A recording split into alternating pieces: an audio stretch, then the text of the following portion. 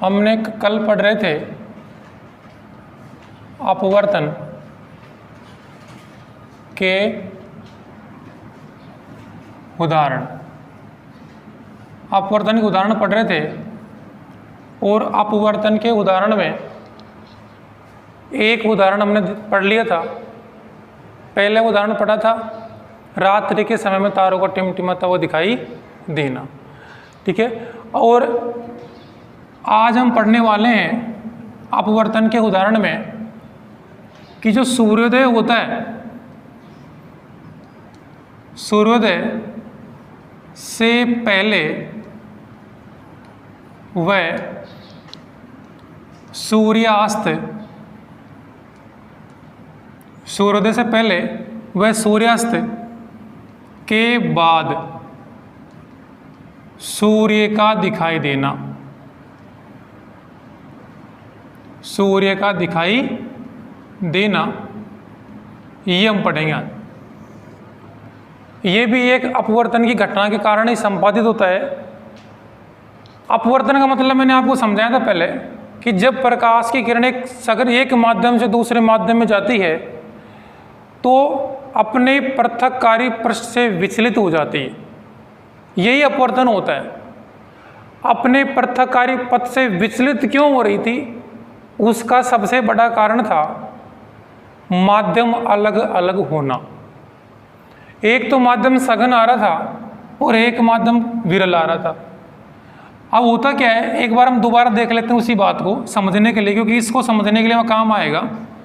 जैसे मैंने आपको लास्ट टाइम पे एक बात बताई थी कि जैसे कोई एक सघन माध्यम होता है, उस सघन माध्यम में विरल माध्यम से कोई प्रकाश किरण प्रवेश करती है। जैसे ये प्रकाश किरण आ रही है, ये हमने अभिलंब डाल दिया तो ये हमेशा, ये प्रकाश किरण हमेशा अभिलंब की ओर झुकती है। ये विरल माध्यम था, ये सघन माध्यम है। सघन माध्यम अभिलंब की ओर झुकती है और अगर सघन से विरल में जाए तो अभिलंब से दूर हटती है। इन सभी बातों के ऊपर हम चर्चा कर चुके थे। ऐसा क्यों होता है, अभिलंब की ओर क्यों झुकती है, अभिलंब से दूर क्यों नहीं हटी, उसके में एक छोटी सी पहले बात पढ़ लेते हैं। क्या है ये इसलिए होता है क्योंकि जैसे जैसे माध्यम सघन होता जाता है वैसे वैसे प्रकाश की किरण का वेग कम हो जाता है। प्रकाश की किरण का वेग क्या हो जाता है, कम हो जाता है। इसलिए जिस दिशा में न जा करके वह अभिलंब की ओर थोड़ी सी झुक जाती है। चलो ये बात हो गई। अब इसके बाद में हम पढ़ेंगे सूर्यास्त से पहले सूर्य का दिखाई देना। सूर्यास्त से, ये सूर्योदय से पहले व सूर्यास्त के बाद सूर्य का दिखाई क्यों देता है। होता क्या है कि जब मॉर्निंग टाइम पे सूर्योदय होता है ना, उससे लगभग 2 मिनट पहले सूर्य दिखाई दे जाता है और सूर्यास्त के बाद लगभग 2 मिनट लेट तक हमको सूर्य दिखाई देता रहता है। ये सबसे बड़ा कारण होता है एक अपवर्तन घटना का। हम पढ़ेंगे कि ऐसा क्यों होता है कि 2 मिनट पहले हमको सूर्य क्यों दिखाई दे रहा है, 2 मिनट लेट तक सूर्य क्यों दिखाई दे रहा है, उसके पर हम समझ बनाएंगे। आज इस बात के ऊपर चर्चा करने वाले हैं। देखो क्या होता है, जैसे हमारी पृथ्वी हम बनाए तो ये हमारी पृथ्वी है, ये हमने एक पृथ्वी बनाई हमारी, ठीक है ना। और इस पृथ्वी के एक हमने सतह बना दी इस तरीके से। ये पृथ्वी की ऊपरी सतह है, इसको बोलते हैं क्षैतिज तल। इसको क्षैतिज तल बोलने का मतलब ये हुआ कि पृथ्वी के ऊपर जो इस धरातल पर हम खड़े रहते हैं ना, उसके एक लाइन खींच दे, धरातल बना दिया कि जिसके ऊपर हम खड़े रहते हैं, एक रेखा खींच दी हमने काल्पनिक, वो एक क्षैतिज तल मान लिया। यहाँ पे क्या होता है, मान लो कि हम इस क्षैतिज तल पे इस स्थान पर खड़े हुए हैं, ऐसे हमने हमारी स्थिति को बना दिया। होता क्या है कि इस क्षैतिज तल से जब सूर्य नीचे होता है, ये हमने सूर्य बनाया, तब सूर्योदय हमको दिखाई नहीं देता है। जैसे ही इस क्षैतिज तल से ऊपर आएगा तो हमको सूर्योदय दिखाई दे जाएगा कि सूर्य का उदय हो गया। जैसे अब ये सूर्य क्या होता है, क्षैतिज तल से नीचे होता है, लेकिन क्या होता है कि 2 मिनट पहले ही हमको सूर्य दिखाई दे जाता है। ये जो सूर्य है ना, ये सूर्य यहाँ नहीं दिख करके हमको कुछ यहाँ पे दिखाई दे जाता है। वही सूर्य, ये वही सूर्य है जो हमको यहाँ इस जगह पे दिखाई दे जाता है, यहाँ से यहाँ पे ये सूर्य।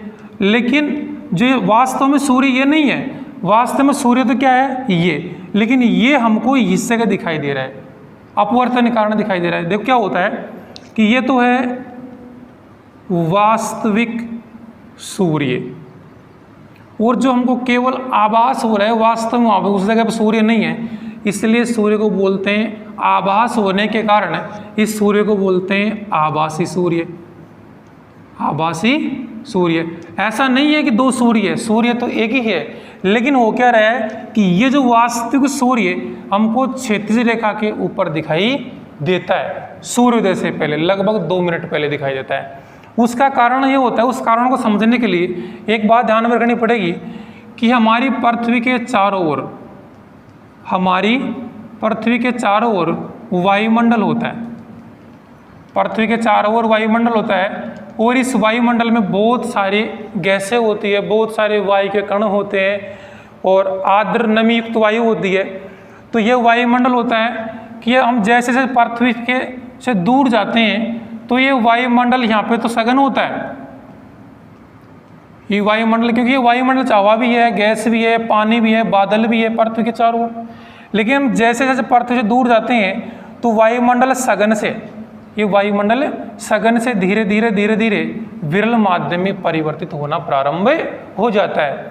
जैसे हम पृथ्वी से दूर जाते हैं ना सूर्य की ओर, तो वैसे वैसे सघन माध्यम एक विरल माध्यम में परिवर्तित होना प्रारंभ हो जाता है। उसका कारण है, एक कारण ये है क्योंकि पृथ्वी के पास तो बहुत सारी गैसें, बादल है, पानी की बूंदें हैं, ठीक है, ऑक्सीजन गैस है, नाइट्रोजन है, और भी बहुत सारे कंकड़ है ना, कण है। तो पृथ्वी के पास का माध्यम तो क्या है, सघन है। लेकिन जैसे जैसे पृथ्वी से दूर जाएंगे ना, वैसे वैसे माध्यम विरल होता जाएगा, क्योंकि यह पानी भी कम पड़ जाएगा और नमी भी, और आर्द्र युक्त नमी नहीं रहेगी, परतें कम हो जाएगी। तो हम ऐसे मान सकते हैं कि सघन से धीरे धीरे ये सूर्य की ओर जाएंगे तो हम विरल माध्यम की ओर प्रवेश करते हैं। कौन से माध्यम जाते हैं, विरल माध्यम की ओर जाते हैं। तब हम इसे एक बात सीखे कि जैसे पृथ्वी से दूर जाते हैं तो वैसे वैसे विरल माध्यम प्रारंभ होना स्टार्ट हो जाता है। देखो होता क्या है कि हम एक बात पहले से भी जानते हैं कि अगर प्रकाश किरण विरल माध्यम से सघन माध्यम में जाएगी, विरल माध्यम से सघन माध्यम में जाएगी तो हमेशा अभिलंब की ओर झुकेगी। इस बात को हम पहले ही समझ चुके हैं। तो होता क्या है कि जैसे मान लो कि यहाँ से कोई प्रकाश की किरण जाएगी, ऐसे ये प्रकाश किरण मान लो इधर जा रही है, तो हम जानते हैं कि विरल माध्यम से कहाँ प्रवेश कर रही है, वो सघन माध्यम में प्रवेश कर रही है। तो सघन माध्यम में प्रवेश करेगी तो वह प्रकाश की किरण धीरे धीरे इस प्रकार से झुक जाएगी। क्यों झुक रही है, क्योंकि विरल से कौन से माध्यम आ रहा है, धीरे धीरे सघन माध्यम आ रहा है, इसलिए ये इस पृथ्वी के पास सघन माध्यम में अभिलंब की ओर झुक जाएगी। वास्तव में जाती तो बिल्कुल सीधी है, लेकिन ये इस तरफ घूम गई। जब हम यहाँ खड़े होकर के देखते हैं तो हम तो सीधी दृष्टि से देखते हैं, तो ये हमको सूर्य, अगर सीधी रेखा बनाएंगे तो ये हमको सूर्य इस जगह न दिख करके इस स्थान पर दिखाई देगा। ये सूर्य हमको यहाँ दिखाई नहीं देता, हम देखते हैं तो ये सूर्य हमको इस स्थान पर दिखाई देता है। क्यों, क्योंकि ये वास्तविक सूर्य से आने वाले प्रकाश किरण का यहाँ पे क्या एक अपवर्तन हो गया था, ये अपनी वास्तविक स्थिति पर नहीं जा रही थी और इस प्रकार झुकाव हो गया, अभिलंब की ओर झुक गई। और जैसे हम यहाँ से देखते हैं तो ये वाला सूर्य हमको इस स्थान पर लगभग 2 मिनट पहले ही दिखाई दे जाता है। और बिल्कुल सेम घटना, ये घटना सूर्यास्त के बाद होती है। ये जो घटना यहाँ पे हुई ना, बिल्कुल सेम वैसी की वैसी कहाँ होती है, सूर्यास्त के बाद होती है। अब इधर वाली स्थिति के ऊपर चर्चा कर लेते हैं। देखो क्या होता है, मैं इस क्षैतिज तल को मिटा करके इस स्थान पे लिख रहा हूँ यहाँ पे ना, क्षैतिज तल। अब देखो यहाँ, अब सूर्यास्त कब होगा, जब क्षैतिज तल से नीचे आ जाएगा, तो ऐसी स्थिति में मानेंगे हम सूर्यास्त है। अगर वही सूर्य ऊपर है तो सूर्यास्त नहीं हुआ है। तो से मान लो सूर्य इधर चल कर कहाँ आ गया, इस दिशा में यहाँ आ गया, ये सूर्य वही है लेकिन यहाँ आ गया, ये सूर्य था अब ये सूर्य हमारा वास्तविक सूर्य है, ये हमारा वास्तविक सूर्य है, तो ये वास्तविक सूर्य यहाँ पे होगा ना, इस जगह पे। अब देखो, अब होता है एक बार समझो आप, ये धीरे धीरे यहाँ पहुँच गया सूर्य, अब वास्तविक सूर्य, मैंने यहाँ पर टॉपिक डलवाया था सूर्यास्त के बाद। अब ये वास्तविक सूर्य धीरे धीरे कहाँ जाएगा, इस क्षैतिज रेखा के नीचे चला जाएगा। तो वास्तविक सूर्य कहाँ पहुँच गया, इसके नीचे पहुँच गया, इस स्थान पर। यहाँ पे ये हमारा सूर्य यहाँ चला गया, ये सूर्य। तो अब वास्तविक सूर्य कौन सा हो गया, ये वाला हो गया। आपको समझना धीरे धीरे दिमाग पे ना, कोई कठिन नहीं है। अगर आप धीरे धीरे समझोगे तो अपने आप धीरे धीरे हमको ये पूरी बात समझ में आएगी, और हमारे मन से, हमारे दिमाग से हम हमारे अनुसार एक नई परिभाषा का निर्माण करेंगे, समझ करके। रटेंगे नहीं बिल्कुल भी, साइंस को कभी भी रटा नहीं जाता, हमेशा समझा जाता है। तो वास्तविक सूर्य ये वाला है क्या, अब ये वास्तविक सूर्य नहीं, ये नीचे पहुंच गया ना, तो ये सूर्य कौन सा हुआ, आभासी। अब आभासी समझाएंगे कैसे हुआ, देखो क्या होता है। अब इधर पहुंच गया सूर्य, अब यहाँ सूर्य अस्त हो गया, हमको सूर्य दिखाई नहीं दे रहा, कहाँ से पहुंच गया, क्षैतिज रेखा के नीचे पहुंच गया। लेकिन फिर नीचे पहुंचने के बाद में प्रकाश किरण तो आएगी, तो प्रकाश किरण इस तरीके से आएगी बिल्कुल सीधी, तो धीरे धीरे ये इस तरह पे घूम जाएगी। सॉरी, थोड़ा इधर ज़्यादा घुमा दिया, इस तरह पैसे घूम जाएगी ये प्रकाश किरण। क्यों घूम रही है, उसका कारण ये है क्योंकि यहाँ विरल माध्यम से प्रकाश किरण का प्रवेश कर रही है सघन माध्यम में, तो अपने वास्तविक स्थिति में न जा करके वो पृथ्वी की ओर झुक जाएगी। और जैसे ही हम इसको देखेंगे सूर्य को, तो हमको सूर्य की स्थिति इस स्थान पर नजर आएगी।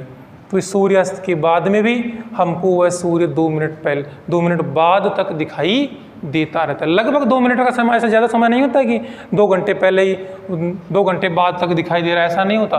कुछ इस अल्प समय के लिए दिखाई देता है, ठीक है ना। ये किसके कारण होता है, अपवर्तन के कारण।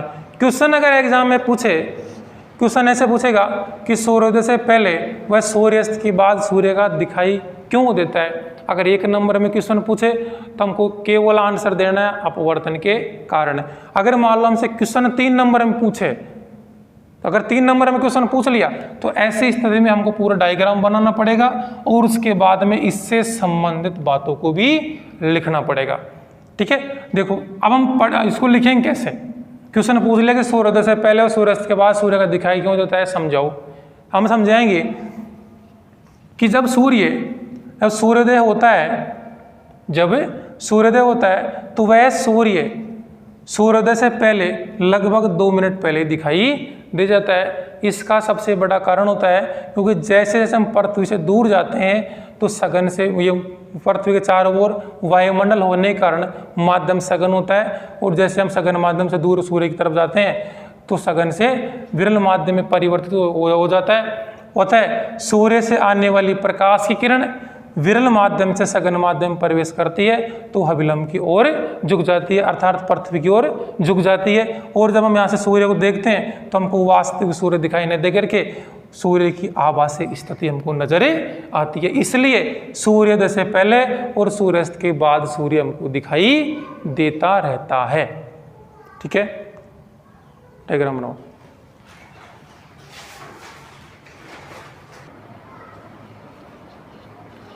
अब ये तो क्या थी, इसकी एक डायग्राम से स्थिति मैंने आपको समझाई है। अब हम इसको देख करके हमारे सोच के अनुसार, हमारे दिमाग के अनुसार इसकी पूरी की पूरी जो परिभाषा है, जो मैंने बात बताई है, उसको हम लिख सकते हैं। लिखवाने की जरूरत थोड़ी है, मैं एक बार दोबारा और बता रहा हूँ ना, आप लोग घर से लिखेंगे, किताब में भी देखेंगे हम। देखो यहाँ पे क्या होगा, लिखना कैसे है कि जब सूर्य क्षैतिज रेखा के नीचे होता है, जब सूर्य क्षैतिज रेखा के नीचे होता है तो सूर्य से आने वाली प्रकाश किरण पृथ्वी की ओर आती है तो विरल माध्यम से सघन माध्यम की ओर प्रवेश करती है, क्योंकि पृथ्वी के चारों ओर वायुमंडल होने के कारण वहाँ का माध्यम सघन होता है, और जैसे जैसे हम पृथ्वी से दूर जाते हैं तो सघन माध्यम से विरल माध्यम परिवर्तित हो जाता है। तो फलस्वरूप प्रकाश की किरण का अपवर्तन हो जाता है, तो हमें वास्तविक सूर्य के स्थान पर आभासी सूर्य प्रतीत होता है। बस ये क्या हो गया, इसका कंप्लीट इसकी हिंदी हो गई। ऐसे सेम इसी प्रकार से सूर्यास्त के बाद की स्थिति संभव होती है। ये तो क्या था, इसका फर्स्ट नंबर का एक उदाहरण था कि हमारे चारों ओर जो घटनाएं होती है अपवर्तन को देखते हुए, ये सबसे इम्पोर्टेंट घटना है जो प्रकृति के द्वारा, ये प्रकृति प्रद एक घटना है जो हम सब देखते हैं इस बात को, ठीक है ना। ऐसा आप लोगों ने कभी महसूस किया होगा कि शाम के टाइम पे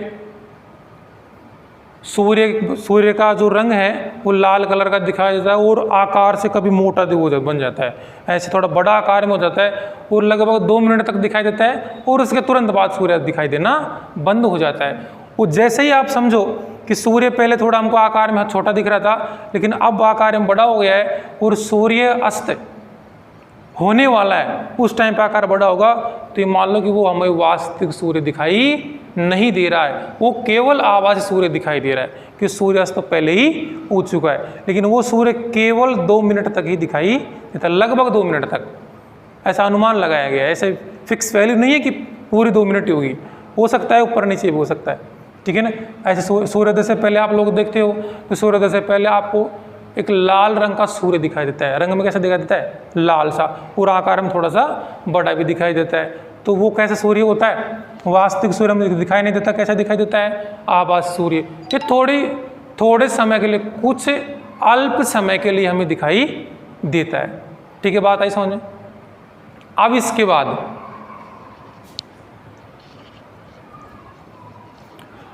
इसके बाद में हम एक और उदाहरण को पढ़ने वाले हैं। वो आगे वाला उदाहरण होगा, सुनो ध्यान से। अपवर्तन के उदाहरणों में आगे की बात करें तो हम पढ़ेंगे प्रकाश का वर्ण विक्षेपण।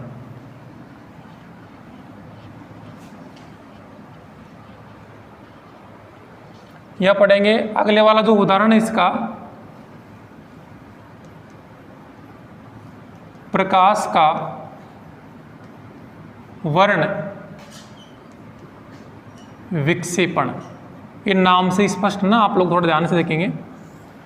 प्रकाश का वर्ण विक्षेपण, वर्ण का मतलब होता है रंग होता है, विक्षेपण का मतलब होता है अलग अलग, रंगों का अलग अलग दिखाई दे जाना।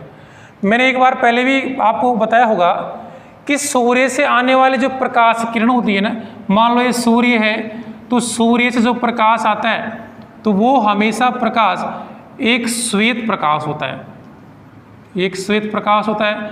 अब श्वेत प्रकाश क्यों नाम रखा, क्योंकि जो सूर्य से आने वाली प्रकाश किरण होती है ना, उसमें कोई एक रंग नहीं होता, वो 7 रंगों से मिलकर बनी हुई होती है। इसमें 7 रंग होते हैं, 7 रंग होते हैं, इसलिए इसको क्या बोलते हैं, कोई फिक्स एक रंग दिखाई नहीं देता, इसलिए सूर्य से आने वाले प्रकाश को हम श्वेत प्रकाश कहते हैं। एक वैज्ञानिक था, उसका नाम था न्यूटन। उसका नाम न्यूटन था, तो सबसे पहले न्यूटन क्या था, जन्म से ही ना जो पागल था। ऐसे बोला जाता है कि या तो पागल वो होता है जो रोड पे घूमता फिरता है, कपड़े का रहने करने का कोई शौक नहीं रहता, बिल्कुल ऐसे आवारा की तरह घूमते रहता, कोई मतलब नहीं होता उसको, ठीक है ना। ये पागल की तरह न तो ढंग से खाता है पीता है, ऐसे घूमते रहता है। एक तो पागल वो होता है, और एक पागल वो होता है जो अपने लक्ष्य के प्रति अत्यधिक बहुत ज़्यादा तन मन से अगर उसके प्रति समर्पित हो जाता है ना, एक पागल व्यक्ति वो होता है। 2 ही प्रकार के पागल व्यक्ति होते हैं, ठीक है ना। तो न्यूटन भी कुछ उसी प्रकार का था। ये जो न्यूटन था, ये ऐसा कहा जाता है कि सेब के पेड़ के नीचे बैठा था, ऊपर से सेब टूट करके उसके सिर पे पड़ा, तो उसने अनुमान लगाया कि सेब नीचे की ओर क्यों आया। तो उन्होंने बताया कि पृथ्वी भी अपने चारों ओर वस्तुएं होती, पृथ्वी के ऊपर उन सभी वस्तुओं के ऊपर गुरुत्वाकर्षण बल लगाते हैं, और गुरुत्वाकर्षण बल के कारण सभी वस्तुएं पृथ्वी की ओर आती है। तो वही इसी न्यूटन ने बताया था, आप लोगों ने 9th में पढ़ा होगा। और इसी न्यूटन ने इस बात को बताया कि प्रकाश का वर्ण विक्षेपण होता है, और प्रकाश का जो प्रकाश सूर्य से आने वाला जो प्रकाश होता है वो एक रंग से नहीं होता है, बल्कि उसमें 7 रंग पाए जाते हैं। और इस न्यूटन ने सिद्ध करके बताया कि फिर हमने माना है, इस दुनिया ने माना है कि वास्तव में 7 रंग ही सूर्य के प्रकाश में होते हैं। अब हम इस बात को समझेंगे कि सूर्य के प्रकाश में 7 रंग कैसे होते हैं। वो सुनो ध्यान से, देखो क्या किया इन्होंने। न्यूटन ने क्या किया कि एक प्रिज्म लिया, क्या लिया एक प्रिज्म। अब प्रिज्म का मतलब ये होता है, इसको बोलते हैं प्रिज्म। ये प्रिज्म है, एक त्रिभुज की तरह ऐसा होता नहीं, लेकिन वास्तव में अगर मैं प्रिज्म बनाऊं ना तो प्रिज्म कुछ इस प्रकार का होता है, जैसे एक ऐसे होता है प्रिज्म। प्रिज्म क्या करते कुछ इस प्रकार की होती है, ऐसे ये होता है प्रिज्म। इसके एक फलक ये होता है, एक ये इसके पीछे एक ऊपर वाला फलक, एक होता है इसके नीचे वाला फलक, ऐसे प्रिज्म होता है। लेकिन इसकी डायरेक्शन हम केवल इसको दिखाया है, ये वाली, ठीक है ना। तो इस प्रकार की कुछ संरचना होती है, लेकिन आप लोग हम बोर्ड में तो बना नहीं सकते, इसलिए हमने केवल इसको बताया कि प्रिज्म है ऐसा। यहाँ पे इन्होंने क्या किया प्रिज्म के ऊपर कि सूर्य से आने वाली एक प्रकाश किरण ली ऐसे। अब सूर्य से आने वाली जो प्रकाश किरण होती है वो प्रकाश किरण होती है श्वेत प्रकाश की किरण। ये श्वेत प्रकाश किरण ली और ये श्वेत प्रकाश किरण सूर्य से आ रही है, और जब ये किसी प्रिज्म के एक फलक पर आपतित होती है, इसके एक फलक तो ये हो गया और एक फलक ये और एक फलक ये नीचे की तरफ है। जब किसी एक फलक पर आपतित होती है तो वह प्रकाश की किरण का, उस प्रकाश की किरण का वर्ण विक्षेपण हो जाता है। वर्ण विक्षेपण का मतलब होता है कुछ इस प्रकार से प्रकाश की किरण का वर्ण विक्षेपण हो जाएगा और ये 7 रंगों के समूह में इसका विपाटन हो जाएगा इस तरीके से। तो यहाँ से मिलने वाले जो रंग होते हैं वो 7 रंग दिखाई देते हैं इस तरीके से। एक पट्टी मिलेगी आपको बिल्कुल ऐसे, आप लोगों ने कभी देखा होगा कि इंद्रधनुष के 7 रंग होते हैं, उसी प्रकार से आपको यहाँ पे एक 7 रंग की पट्टी दिखाई देगी। ये मैं नहीं कर रहा काम, कौन कर रहा था? न्यूटन ने इस काम करके बताया हमको। जब श्वेत प्रकाश किरण प्रिज्म के एक फलक पर आपतित होती है तो उसका 7 रंगों के समूह में विक्षेपण हो जाता है। ये 7 रंग दिखाई देते हैं। और 7 रंग कैसे दिखाई देते हैं?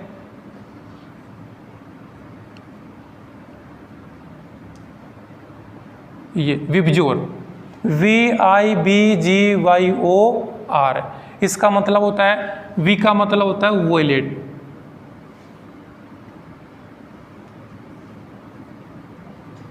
वोयलेट, ठीक है ना। I का मतलब होता है इंडिगो ना। B का मतलब होता है ब्लू,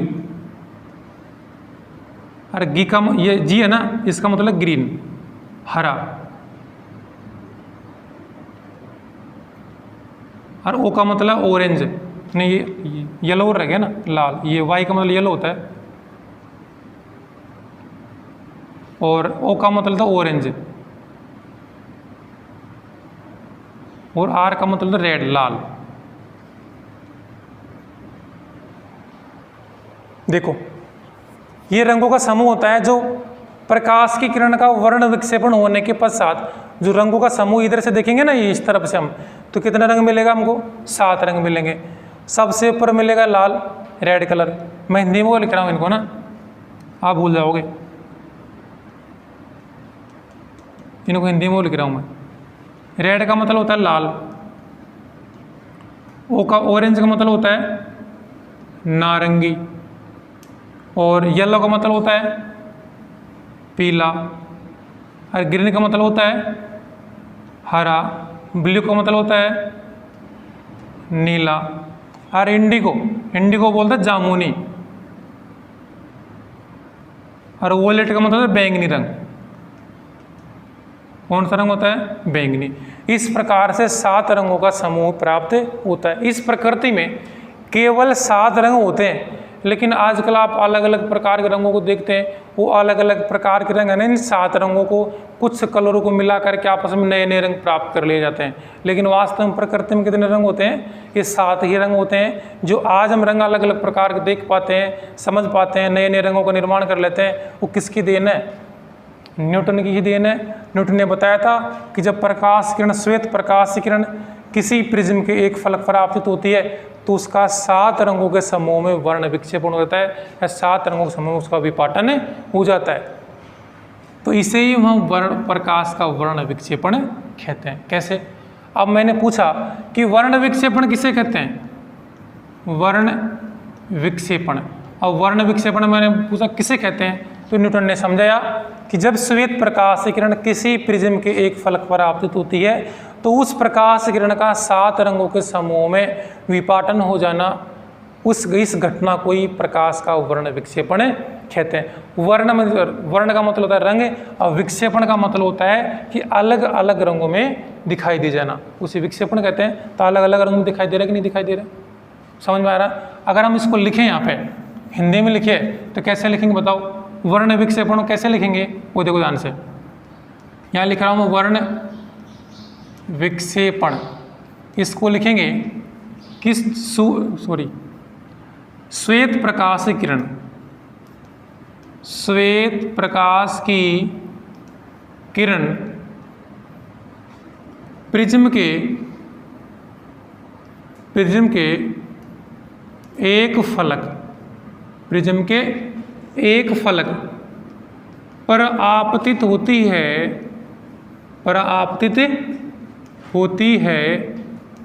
तो उसका किसका? श्वेत प्रकाश की किरण का आपतित होती है तो उसका 7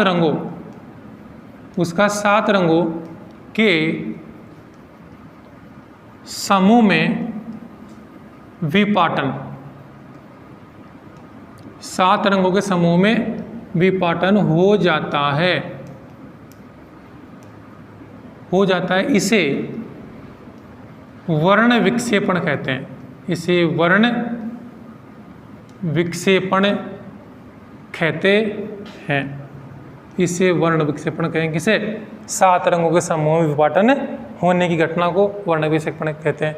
एक बात और हमको ध्यान रखना है, वो कैसे ध्यान रखना है कि जो 7 रंगों का समूह मिला है वो 7 रंगों का आपसे नाम भी पूछ सकता है कि वर्ण विक्षेपण के पश्चात कौन कौन से रंग प्राप्त हुए थे, प्राप्त होने वाले 7 रंगों को लिखो। ऐसा भी क्वेश्चन आ सकता है एग्जाम में, और आया हुआ है, ऐसी बात नहीं है। अब 7 रंगों के समूह का आप ध्यान में रहेगा, आप केवल क्या करोगे, 7 रंगों के समूह कैसे आ गए ध्यान रखना है कि आपको लिखना है VIBGYOR, विबजोर बोलते हैं इसको ना, आप ध्यान रखना है ना, VIBGYOR, 1 2 3 4 5 6 और 7 हो गए ना 7। आपको इसको ध्यान रखना है। आप हिंदी में देख लेना फिर कौन कौन से रंग का मतलब क्या क्या होता है, इसको ध्यान रखना। ये बैंगनी है, जामुनी, नीला, हरा, पीला, नारंगी और लाल। इस प्रकार से आपको रंग की एक पट्टी मिलेगी। अगर वास्तव में इसका प्रैक्टिकल करके देखें ना, प्रिज्म ला करके, तो हमको 7 रंगों का समूह ही दिखाई देगा आज भी। ऐसे 11th क्लास में आप लोग जाओगे, 10th पास करने के बाद में आप लोग फिजिक्स लोगे तो उसके अंदर आपको प्रैक्टिकल करवाया जाएगा कि ये 7 रंगों समूह दिखाया जाएगा प्रिज्म के द्वारा, ठीक है ना। फिर इसकी देखो, अब दूसरी बात होती है कि 7 रंगों का समूह मिला है,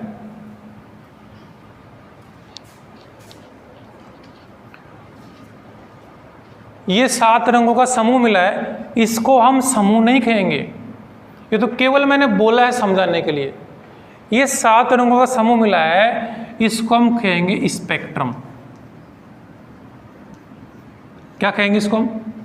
स्पेक्ट्रम कहेंगे। सुनने ध्यान से, स्पेक्ट्रम का मतलब ये होता है कि जैसे मैं कहूँ बहुत सारे आदमियों को अगर मैं एक जगह इकट्ठा कर दूंगा तो हम क्या बोलेंगे? व्यक्तियों का समूह। सुनने ध्यान से, एक बात बताना चाह रहा हूँ। दूसरी बात, अगर हम बहुत सारे गायों को, किसी जानवरों को एक जगह इकट्ठा कर देंगे उसे हम बोलेंगे झुंड, ठीक है ना। और किसी एक टहनी या किसी एक शाखा के अगर बहुत सारे फल लगे हुए हैं तो उसे बोलेंगे गुच्छा, ठीक है ना। और अगर बहुत सारे की मेन इंपॉर्टेंट जिसको हम जानते हैं उन सभी आदमियों को एक जगह बिठा दे उसको बोलते हैं हम समूह। उसी प्रकार से यहाँ पे 7 रंगों का जो समूह मिला है उसे हम क्या बोलेंगे? स्पेक्ट्रम बोलेंगे। अब के बाद हम समूह शब्द काम में नहीं लेंगे, क्या नाम लेंगे? स्पेक्ट्रम। क्वेश्चन पूछेगा स्पेक्ट्रम क्या है, स्पेक्ट्रम क्या है, तो इसका आंसर होगा कि श्वेत प्रकाश की किरण का वर्ण विक्षेपण होने के पश्चात प्राप्त होने वाला 7 रंगों के समूह को ही हम स्पेक्ट्रम कहते हैं। इसको लिख देते हैं, स्पेक्ट्रम क्या होगा, यहाँ लिख देंगे वर्ण विक्षेपण होने के पश्चात किसका वर्ण विक्षेपण हो रहा है? श्वेत प्रकाश की किरण का। वर्ण विक्षेपण होने के पश्चात प्राप्त 7 रंगों के समूह को स्पेक्ट्रम कहते हैं। स्पेक्ट्रम कहते। तो इसमें से अब पिछली बार इस साल इसमें से कोई क्वेश्चन नहीं पूछा, जैसे पिछली बार की जो एग्जाम लगी थी उसमें से इसको 3 नंबर में पूछा गया था, ठीक है ना। इसलिए अब की बार इम्पोर्टेंट इसका एग्जाम्पल है, इसको दे सकता है। आपको 2-3 चीज़ याद रखनी पड़ेगी। प्रकाश का वर्ण विक्षेपण क्या है? पहली चीज़ बता पाओगे, जब श्वेत प्रकाश किरण किसी प्रिज्म के एक फलक प्राप्त होता है तो 7 रंगों के समूह उसका विपाटन हो जाता है, उसे प्रकाश का वर्ण विक्षेपण कहते हैं। दूसरा पूछ सकता है कि 7 रंग प्राप्त होने वाले 7 रंगों के नाम लिखो, आप नाम लिख पाओगे, दूसरी चीज़। तीसरा ये पूछ सकता है कि स्पेक्ट्रम क्या है। स्पेक्ट्रम क्या बताना है कि वर्ण विक्षेपण होने के पश्चात प्राप्त होने वाले 7 रंगों के समूह क्या बोलेंगे? स्पेक्ट्रम बोलेंगे। समझ में आया? या ऐसे पूछ सकता है कि वर्ण विक्षेपण को समझाने वाले प्रथम वैज्ञानिक कौन से था? क्या नाम था उसका? न्यूटन ने बताया था कि श्वेत सूर्य से आने वाला जो प्रकाश होता है उसमें एक रंग नहीं होता, वो 7 रंगों के समूह से मिलकर बनी हुई होती है और प्रॉपर हमको एक रंग दिखाई नहीं देता है, इसलिए उसका नाम क्या रख दिया था इन्होंने? श्वेत प्रकाश किरण रख दिया था, ठीक है। चलो ये बात हमारे खूब अच्छी तरीके से समझ में आ गई। लेकिन एक बात हमारे समझ में ये नहीं आई कि सर ऐसा कौन सा कारण है जिसकी वजह से लाल रंग तो सबसे ऊपर आ रहा है, वर्ण विक्षेपण होने के पश्चात सबसे ऊपर लाल रंग आ रहा है, जबकि इस पूरे स्पेक्ट्रम में सबसे नीचे क्या आ रहा है? बैंगनी रंग आ रहा है। इसका कारण क्या है? ये ऐसे भी तो हो सकता था, ये इसके नीचे बिल्कुल नीचे हो सकता था, ये सबसे ऊपर हो सकता था, उसका क्या कारण है? इसका सबसे बड़ा कारण एक होता है, मैं समझा रहा हूँ आप लोगों को, कि जो लाल रंग होता है ना उसका वेग, लाल रंग की जो प्रकाश किरण है उसका जो वेग है ना वो सबसे ज़्यादा है। वेग क्या है? सबसे ज़्यादा इस लाल रंग की प्रकाश किरण का। आप लोगों ने कभी देखा होगा ऐसे इसमें से प्रकाश आ रहा है तो ये अगर जिसका वेग ज़्यादा होगा वो घूमेगी कम।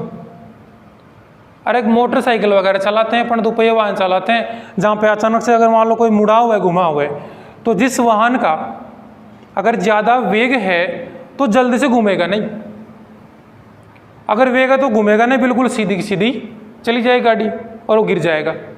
तो वैसे ही इसका क्या है, लाल रंग का वेग ज़्यादा है इसलिए इसका घुमाव कम है, ये घूमी हुई कम है, ठीक है ना। इसका वेग सबसे ज़्यादा होने के कारण सबसे ऊपर है, जबकि जो बैंगनी रंग होता है उसकी जो किरण है, ये बैंगनी रंग है, उसका वेग सबसे कम है। इसका वेग क्या है? वेग सबसे कम है। इसका वेग सबसे ज़्यादा है, इसका वेग क्या है? सबसे कम है, तो ये आसानी से घूम जाती है। तो इस प्रकार से हम क्या मिलता है? सबसे ऊपर तो लाल रंग मिलता है, सबसे नीचे बैंगनी रंग मिलता है। समझ में आया? कोई पूछे आपसे कि लाल रंग सबसे ऊपर क्यों आ रहा है अभी, क्या आप लोग बता पाओगे? हम सब बता पाएंगे, क्योंकि सबसे ऊपर लाल रंग क्यों है? क्योंकि इसका वेग सबसे ज़्यादा है। आप लोगों ने एक बात और पढ़ी होगी, इसको बोलते हैं तरंग दैर्घ्य।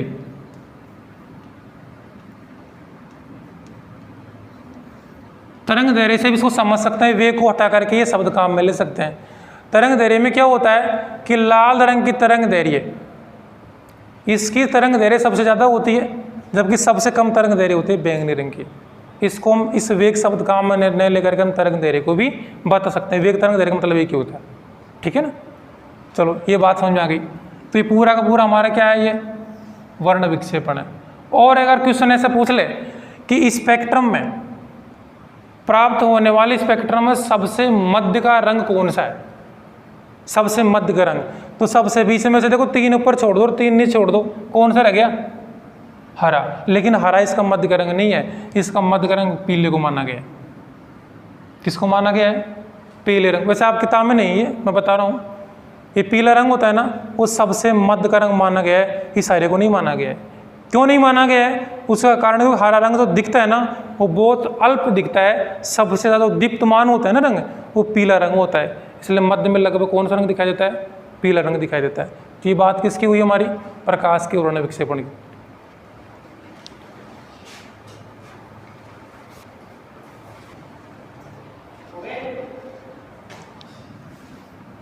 ये तो क्या किसकी बात होगी थी, वर्ण विक्षेपण की। एक हमारी छोटी सी बात हो रही, मैं आप लोगों को नोट डलवा करके लिखा रहा हूँ जो मैंने बताई नहीं थी। वो देखो, वो ये था कि जो प्रकाश की किरण होती है ना, इसको हम नोट में लिखेंगे, एक नोट डाल लेंगे, उसमें लिखेंगे प्रकाश की किरण एक माध्यम से दूसरे माध्यम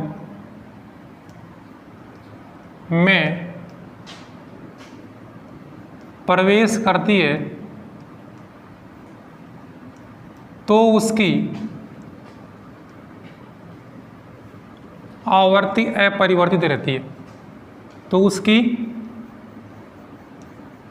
आवृत्ति अपरिवर्तित, उसकी आवृत्ति अपरिवर्तित रहती है। मतलब ये हुआ कि उसकी सब चीज़ बदल जाएगी, वेग बदल सकता है, तीव्रता बदल सकती है, तरंग दैर्घ्य बदल सकता है, जो जितनी सारी चीज़ें प्रकार जो प्रकाश में उपस्थित होता है सब बदल सकती है, लेकिन उसकी आवृत्ति क्या रहेगी, अपरिवर्तित रहेगी। आवृत्ति कभी उसकी बदलती नहीं है। ठीक है ना। तो इस बात को मैंने पहले लिखवाया नहीं था, चलो आप नोट डाल करके इस बात को लिखेंगे। ठीक है, इतना ही बड़ा है।